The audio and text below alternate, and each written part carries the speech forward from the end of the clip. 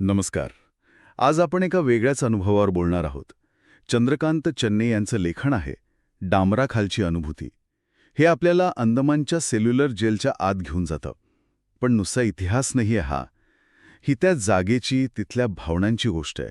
एका वेगळ्याच नजरेतून आपण प्रयत्न करूया की यातून नेमकं काय जाणवतं ते समजून घ्यायचं. बरोबर. आणि सुरुवातच बघा ना कशी आहे. त्या जागेचं वर्णन, काळ्या भिंतींचा तुरुंग. नुसत्या भिंती नाहीत, तर एक अजस्त्र पाश. आणि हो, त्याच्याबरोबर मध्यभागी एक पिंपळाचं झाड आहे. त्याला म्हटले कालपुरुष किंवा कारारुख. म्हणजे जणू काळच तिथे उभा आहे साक्षीला. हो, कालपुरुष हे नावच किती म्हणजे वजनदार आहे. फक्त झाड नाहीये ते. लेखक म्हणतो की त्याच्या खोडाला कान लावला ना तर आतून आवाज येतात म्हणे, प्रतिध्वनी. जणू काही त्या भिंती, ते झाड, अजूनही ते सगळं दुःख, तो संघर्ष, सगळं काही आठवतंय. अगदी. आणि मग येतो उल्लेख काळ्या पाण्याचा.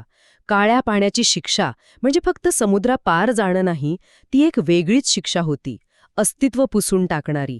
आणि त्यातही सलग 2 जन्मठेपा म्हणजे 50 वर्ष. रौद्र आणि भयानक पर्व म्हणतात लेखक त्याला. 50 वर्ष. कल्पना करणं पण कठीण आहे. आणि त्यात रोज 8 तास तो लोखंडी कोलू फिरवायचा.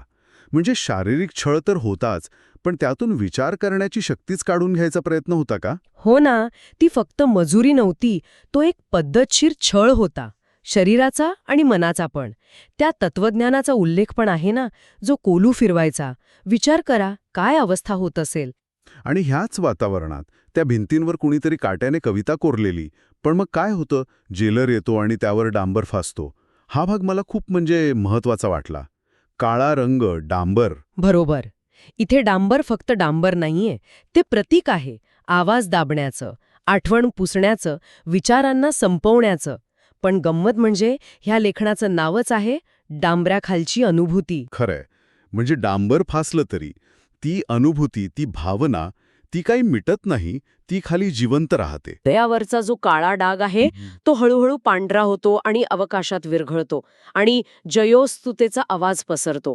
म्हणजे यात एक आशा आहे, एक प्रकारची मुक्ती आहे. एक सकारात्मकता दिसते इथे. पण लगेच दुसरी प्रतिमा पण येते, पाठीवर मारल्या जाणाऱ्या चाबकाची, जो रक्तासाठी आसुसलेला आहे. पण जेव्हा तो त्या कारारुखाच्या तपकिरी सालीखाली काळी कांती बघतो, म्हणजे त्या झाडाचा आतला काळा रंग, तेव्हा तो चाबूकच थक्क होतो, विस्फारतो. अच्छा. म्हणजे छळाचं शस्त्रच हार मानते का इथे त्या सहनशीलतेपुढे? मला तरी तसंच वाटतं. म्हणजे मारणाऱ्यापेक्षा सहन करणारा जास्त मोठा ठरतो इथे. त्याची आंतरिक शक्ती जास्त आहे. ती काळी कांती म्हणजे जणू अभेद्य काहीतरी. बर. मग ह्या सगळ्या अनुभवाच्या शेवटी त्या कैद्याच्या मनात काय उरतं? काय भावना आहे नेमकी? त्याचं उत्तर कदाचित शेवटच्या ओळींमध्ये आहे. अनाधी मी अनंत मी, अवध्य मी भला, मारिल रिपू जगतीन असा कवण जन्मला. हे फक्त शब्द नाहीत, ही एक घोषणा आहे. घोषणा? कसली घोषणा? स्वतःच्या अविनाशी असण्याची घोषणा. म्हणजे शरीर संपेल पण आत्मा नाही. मला कोण मारू शकतं, हा एक प्रचंड आत्मविश्वास आहे, जो सगळ्या छळाच्या पलीकडे जाऊन टिकलाय. तो कालपुरुष जसा अनंत आहे तसाच मी पण आहे, अशी काहीशी भावना. म्हणजे हे फक्त शारीरिक प्रतिकार नाहीये, हा आत्म्याचा प्रतिकार आहे. अगदी. आणि म्हणूनच सेल्युलर जेल किंवा काळे पाणी हे फक्त एक ऐतिहासिक ठिकाण नाही राहत, ते प्रतीक बनतं. मानवी आत्मा किती लवचिक असू शकतो, किती सहनशील आणि अविनाशी असू शकतो याचं प्रतीक. तो डांबर वरवरचा होता, पण आतली अनुभूती ती कायम राहिली. खरंय. आणि मग जाता जाता आपल्या श्रोत्यांसाठी हा एक विचार, की भिंतींवरची कविता जरी डांबराने मिटवली गेली, तरी ती अशा लेखनातून, आठवणींमधून जिवंत राहते का? आणि जर राहत असेल, तर इतिहासाचे हे जे आवाज आहेत, हे जे प्रतिध्वनी आहेत, ते आज आपल्यासाठी काय सांगतात? त्यांचा आज काय अर्थ आहे?